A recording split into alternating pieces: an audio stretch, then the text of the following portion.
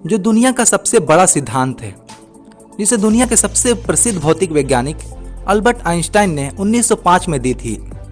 Einstein के इस सिद्धांत ने फिजिक्स की दुनिया में आग लगा दी, क्योंकि यह सिद्धांत कई सिद्धांतों को गलत साबित कर दिया। थ्योरी ऑफ रिलेटिविटी को हिंदी में सापेक्षता का सिद्धांत कहते हैं। यहाँ रिलेटिव का मतलब होता है सापेक्ष यानी संबंधित होना, और थ्योरी का मतलब होता है सिद्धांत। थ्योरी ऑफ रिलेटिविटी को दो भागों में बांटा गया है, स्पेशल थ्योरी ऑफ रिलेटिविटी और जनरल थ्योरी ऑफ रिलेटिविटी। तो सबसे पहले जानते हैं स्पेशल थ्योरी ऑफ रिलेटिविटी के बारे में। यह थ्योरी अल्बर्ट आइंस्टाइन ने 1905 में दिया था। इस थ्योरी में अल्बर्ट आइंस्टाइन ने बताया कि स्पीड और टाइम दोनों ही रिलेटिव है, एब्सोल्यूट नहीं। इस दुनिया में दो प्रकार के फ्रेम ऑफ रेफरेंस होते हैं, इनर्शियल फ्रेम ऑफ रेफरेंस और non inertial frame of reference. Inertial frame of reference का मतलब होता है कि कोई भी ऑब्जेक्ट, वस्तु या बॉडी का स्पीड किसी भी स्थिति में ना बदले, जैसे पृथ्वी का घूमना।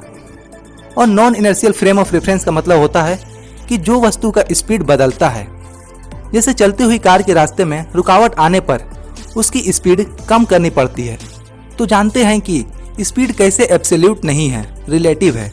तो माना आप 50 किलोमीटर प्रति घंटे की रफ्तार से कार चला रहे हो, तो आपके साथ कोई बैठा है तो उसके लिए आप रेस्ट में हो। वहीं रास्ते में अगर कोई आदमी खड़ा हो तो वहां से आपकी कार गुजरेगी तो उसको लगेगा कि आप 50 किलोमीटर प्रति घंटे की रफ्तार से जा रहे हो।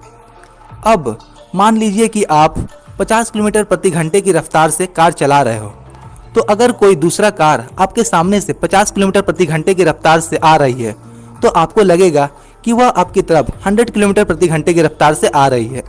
किरदार बदलते ही मोशन में फर्क आ जाता है, इसलिए स्पीड एब्सोल्यूट नहीं है, रिलेटिव है। अब जानते हैं कि टाइम कैसे रिलेटिव है। माइकेसन मोरे एक्सपेरिमेंट ने यह साबित कर दिया था कि प्रकाश की गति कोई भी कंडीशन में नहीं बदलती, प्रकाश की गति तय है।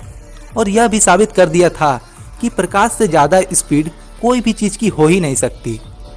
तो माना कोई ट्रेन प्रकाश की गति यानी 3 लाख किलोमीटर प्रति सेकंड की रफ्तार से चल रही है, और आप ट्रेन के अपोजिट साइड में 10 किलोमीटर प्रति घंटे की रफ्तार से दौड़ लगा रहे हैं।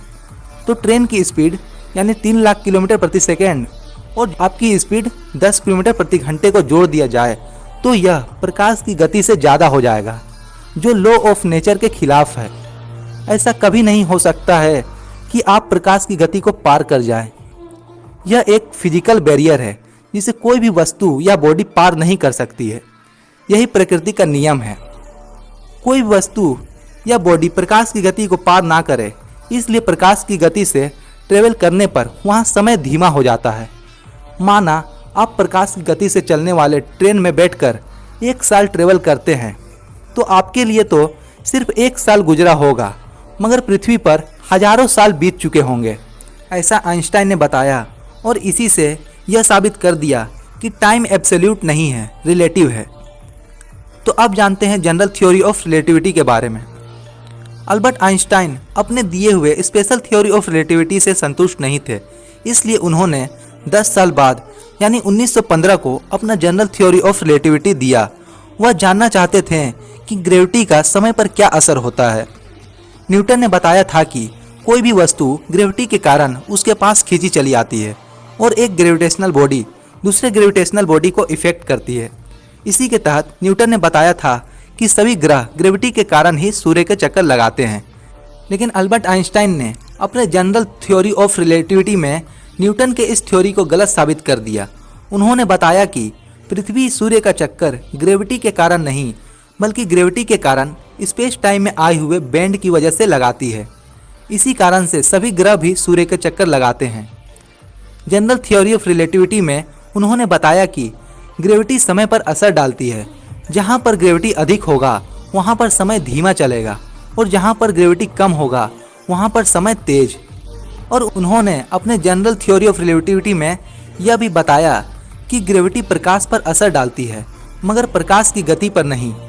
इसी के तहत आइंस्टाइन ने E=mc² का पावरफुल इक्वेशन दिया, जहां E का मतलब एनर्जी, M का मतलब मास और C का मतलब वेलोसिटी यानी स्पीड ऑफ लाइट होता है। इस इक्वेशन के थ्रू आइंस्टाइन ने बताया कि जब एनर्जी इंक्रीज होगा तो मास भी इंक्रीज होगा, और जब मास इंक्रीज होगा तो एनर्जी भी इंक्रीज होगा। यहाँ स्पीड ऑफ लाइट कांस्टेंट होता है। आई होप आप सब समझ गए होंगे।